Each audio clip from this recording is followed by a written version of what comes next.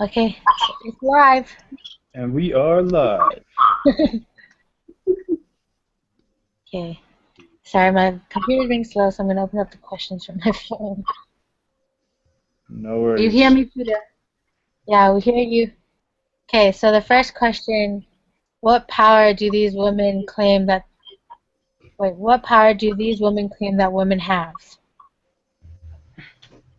Um, I feel like from the poems and the readings, the power that women have is kind of like um, power of persuasion, I guess. Like, I know in the poem, like, it talks about using her delicacy to reel in what she wants and needs, but also just like I don't know, just using her outer appearance first to help get her what she wants. Yeah. Yeah. Um, they said, yeah, kind of use it. They can use it as a weapon, or like you said, as persuasion. Also, I felt like it talked about how women are kind of undermined. Well, they are.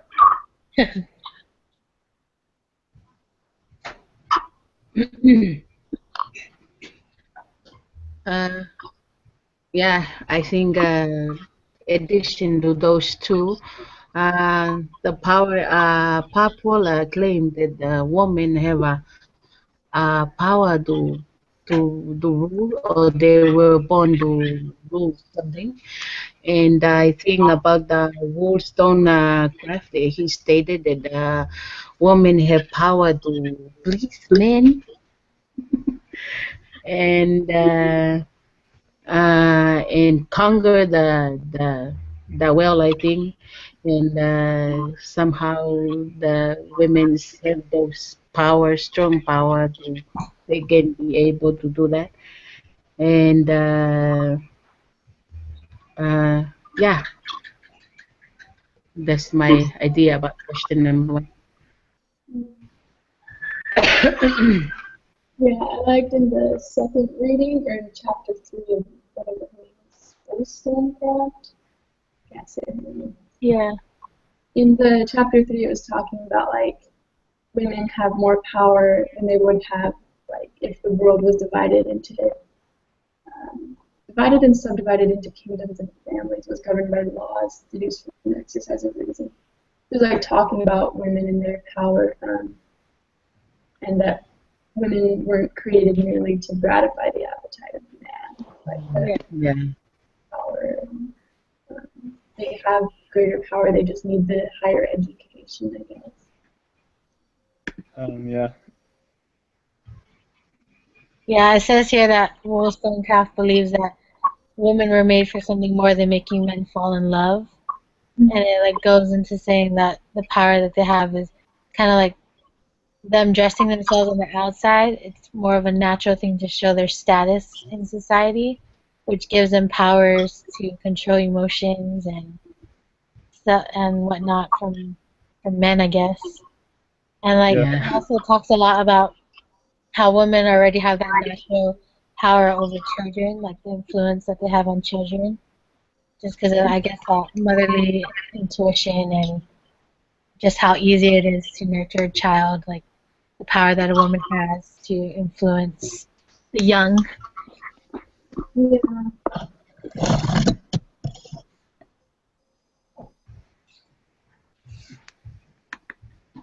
You good, Samson? yeah. Same. Still number one. I think you need the one. Samson, can you hear us? Can't hear you. What? Huh? What is up with that?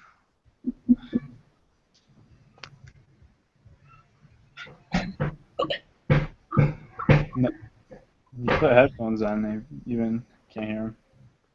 Yeah. Try, does it not work if you unplug your headphones?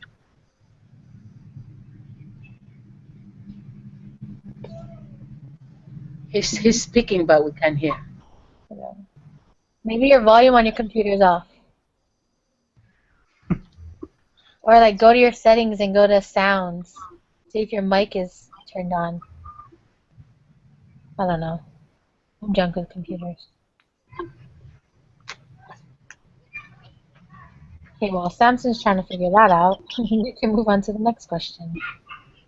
Yeah. The next question is, how is beauty a benefit or a hindrance for women in these writings? I don't Benefit think or hindrance? I don't think it's an. Well, I don't know. I think they can use it to their advantage, but a lot of times they also use it to like say that that's the only thing that they're good at, or that's what they were supposed to do. Yeah. I like how in the chapter 3 summary, Stonecraft says that women wants women to have more access to exercise because she thinks that body and mind must develop together.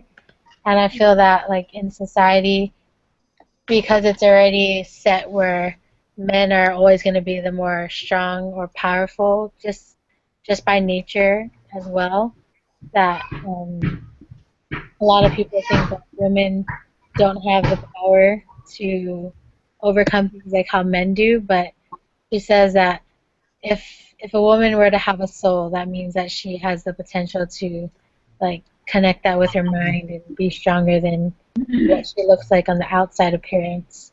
So I feel like in some cases we kind of judge women, like if she's petite and small, we judge her that like, oh, she's very fragile, easy to break, you know what I mean? And we kind of socialize it with like, oh, in a relationship she'd probably be very like, I don't know, very sensitive, or so like I think in some cases like their appearance on the outside kind of does hindrance their power. And it's so easy to make that quick judgment of just how they look like.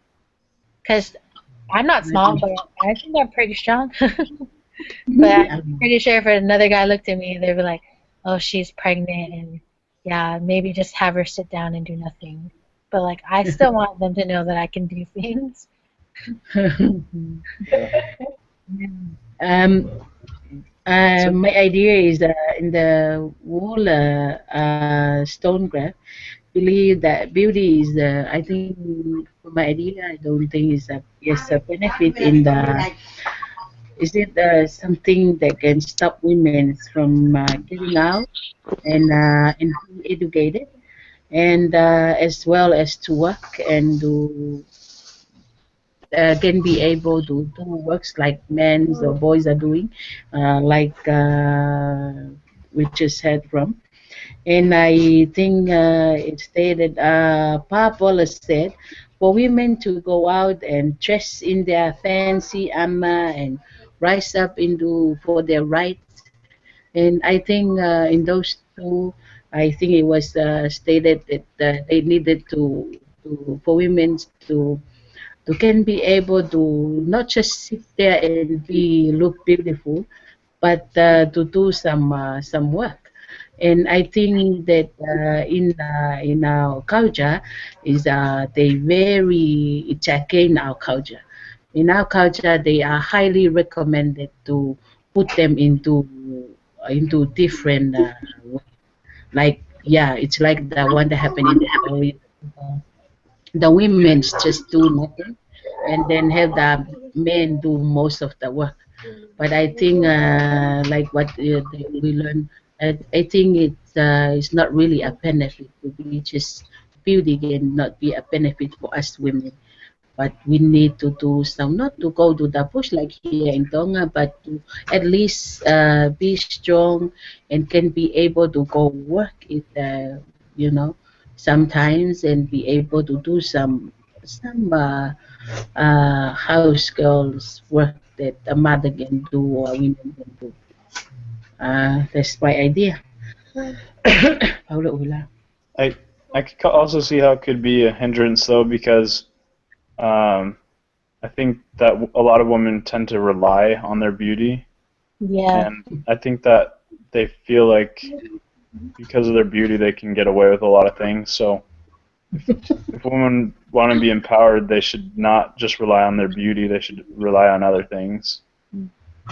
So I think that people do it to themselves. Yeah, and I think that that's just a bad social stigma we have from growing up, that sometimes your looks can get you far in life, which Yeah. is And not a good thing. I think that you do it for yourself, not other people doing it for you. Yeah, sometimes beauty doesn't get you very far. You need to have the brains too, and Yeah. that's kind of the downside to them. Like or the era they come from, it's like education wasn't very highly practiced by women, so maybe that's why they focus so much on beauty as a power source, which That's is true. probably really different today. Should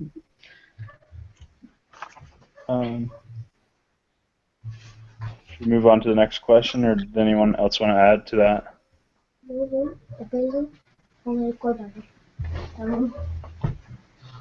I guess we can move on. The next question is, are women portrayed as inferior to men in these writings? I think that they are. Yeah. They kind of alluded to that, and they kind of did it in a way where they're like almost sarcastically saying that men are better than women, so that the men will think that they are better than women, so that like they will agree with them when they're writing that. Yeah. In the chapter 2, it talked about how men truly are superior to women because like women don't have the opportunities of equal playing field. Wollstone talks about that, like how it's never actually equal for men and women. Like just in the times of old, like how there was always a king that was more superior to the queen, or just things like that. It shows that women will always be inferior to men because it was always set in stone that men were just always above. Well, even if you look at today's society, most women that are high up in positions, they still don't get paid as much as most men. Yeah. And that's in like all over the world. And there's some countries where they're not allowed to work, or they can't show their face, so there's still, like, we've come a long way since then, but there's still a lot that can be done. Yeah, it's an issue that's time too. And I mean, a lot of these writings that she was talking about, like, it still applies today. And the fact that we have to address it, like, shows that there's a problem that women are inferior. And I couldn't tell if at first, like, she was kind of saying it humbly, like, women are inferior to men, and so, like, I want to educate myself so, like, I'm as good as men. Like, is it really that way, or does it have to be that way? Do we have to look at it? Like, is it all about just how we view it, and are we doing that as a society, like placing that stereotype on each other? Yeah, in the chapter 2 reading as well, that she gave us to read, it talked about how, like, women's lives pretty much, or like their purpose in life pretty much ends when they get married and start having kids, because there's no reason to progress more in life. And like, I think that shows how much that is a hindrance to women, especially women. Like, there are women out there that can't have children, so what if they do get married? Like, does it still have to end for them there because they take on their husband's last name? Or, like, just getting married and taking on the husband's last name, doesn't that show that women are inferior to men? Yeah, right. And I think there. so, it's right. Yeah. Like, my idea is inferior to control over men. I think, that's in this no, this poem. And but I think that we should treat them equally, that men and women can treat them equally. And I think, like what the idea that I heard And me too, I have that experience from my husband when we married. I was thinking that I need to go back to school to prepare me for one day that I lost my husband, that I can be able to work and still alive and still provide for the family. Yeah. So I think, yeah, that, we are not to inferior or to control our men, but to at least have something that we can trust and be trust ourselves as the women. Yeah.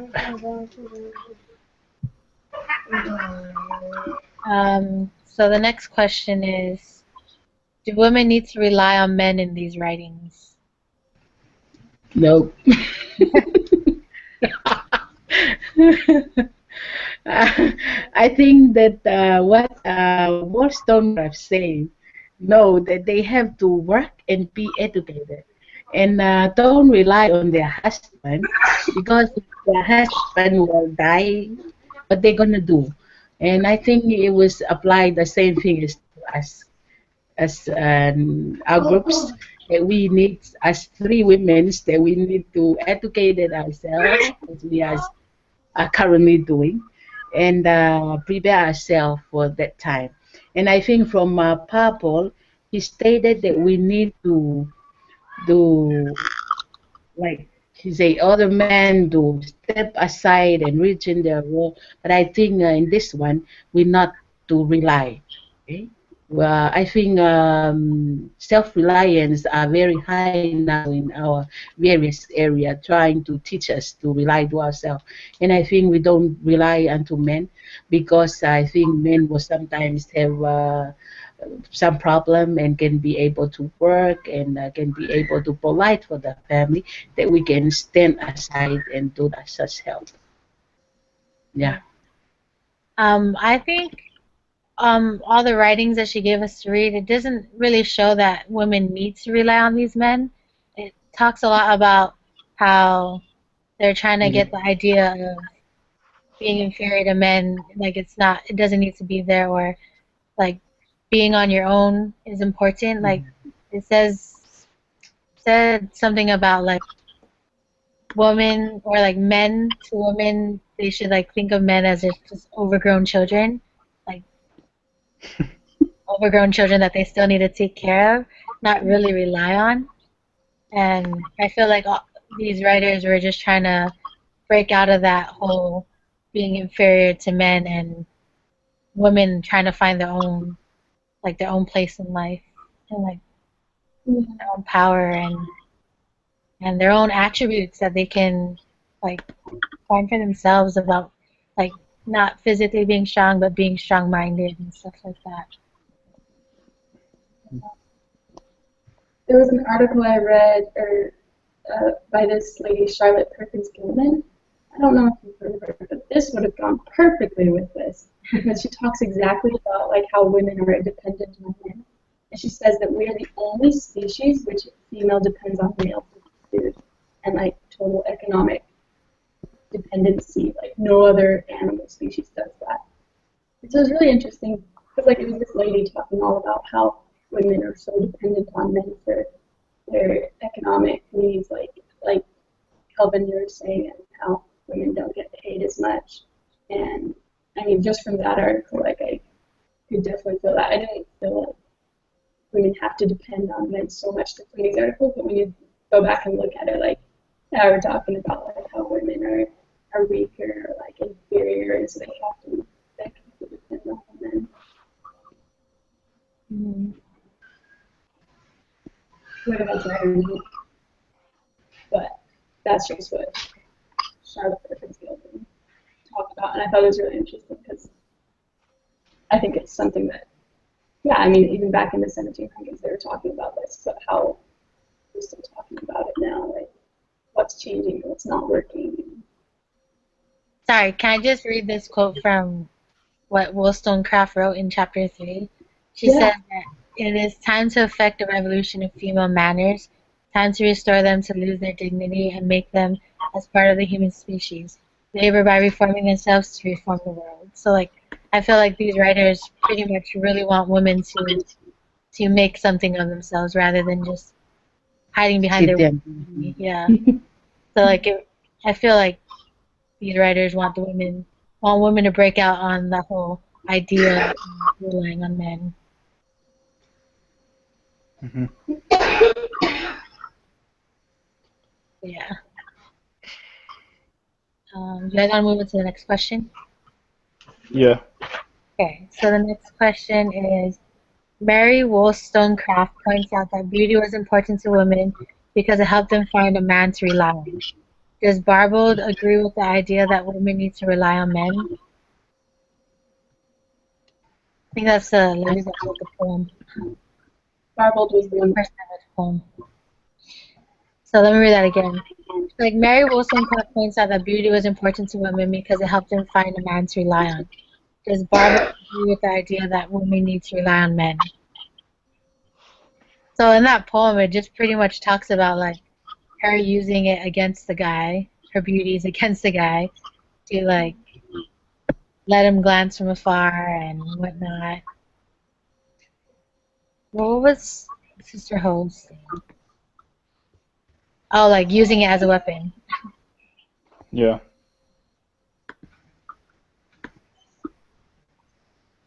So like, It's a little contradictory, like what she's saying here. Like the woman should be using beauty to help find a man to rely on, so that. I think she was kind of being ironic because one of the writers wrote that women needed men so that, and like wanted to make it sound like the men were really important, just to yeah. kind of undermine the men, like men undermine women. So I think they kind of did it in like a satirical kind of way.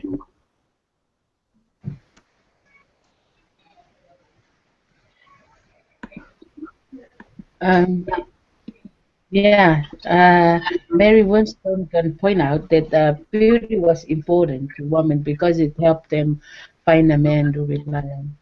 And I think I can say maybe that the beauty can, yeah, it does help to find a man to rely on because all our husbands like us because they tell that we are beautiful, right? And in this one, the lion, it's in the story that it was in the novel. I think that sometimes we interpret for the men to rely on was sometimes wrong, and sometimes our beauty was taking us too much for that person to think of you, and I think sometimes that it uh, I don't really know. But the other one is saying does the Paul agree with the idea that women need to rely on men? I think they both of the point they don't want that the women to rely on men. They want us women to be on their own and to be educated or to have mind. And I forgot the other thing that they mentioned. Yeah, that's my idea. I feel like the poem by this other person talks a lot about women standing up for themselves and whatnot, and like metaphorically using their beauty as like a weapon to lead like a new stance or a new era. I don't know, of like women's rights and not having to rely on men. Yeah. I mean, from the beginning, it kind of talks about women standing up for themselves. Yeah. So, So I think Yes, then. she's trying to, or I don't know if this poet said he or she, but I think she's trying to show that a new era or a new revolution needs to happen where women stand up for themselves more and like instead of like using their beauty as a weakness just to lure in a husband or a man to rely on, like instead of doing that, using their beauty as a tool to get them farther in life.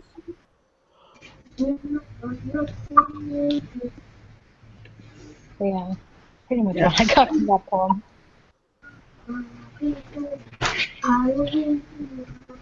I kind of the chapter 2 and 3 are so long to read. Like, I'm pretty sure Yeah, that's true. I got Especially more chapter 3. points out wrong. But It was very Samson, true. hopefully, you got some important points that we were able to say. But yeah, that's all the questions, guys. All right. But yeah, Sun see you Sun guys. is doing the wrong. Yeah, I can see that. Sun is doing the. Yeah. What was that? I think he hear us. We can hear him. Oh no, yeah. Okay. I told him to just listen because he's doing the write up. I was thinking, I was like, as long as you can listen to the discussion, me is okay. Supposed to listen and be looked at. So you should type while we are talking because we can hear you, right? Good talk, Samson. Yeah, so that's it for now. See you guys next time. Okay. Bye Have Have bye. fun. See you next time. Bye. Bye. Bye.